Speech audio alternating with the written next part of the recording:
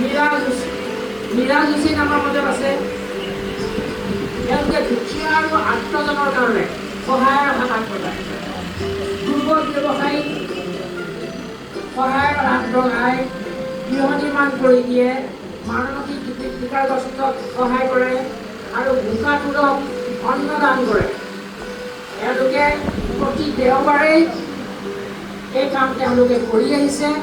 এয়া আমাৰ mirage Hussain. Mirage Hussain আচলতে সকলোৰে এটা জনপ্ৰিয় নাম। সকলোৱে মিৰাজ হুছেইনক বহুত মৰম কৰে, কিয়নো তেওঁ দুখীয়া আত্মজনৰ কাৰণে কাম কৰে। এয়া মিৰাজ হুছেইন, মানৱতাৰ স্বাৰ্থত আমি।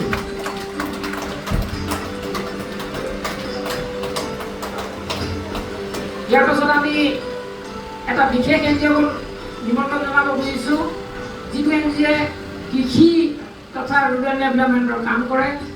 1996 প্ৰতিষ্ঠা লাভ কৰা এই এনজিঅ'টোৱে ইতিমধ্যে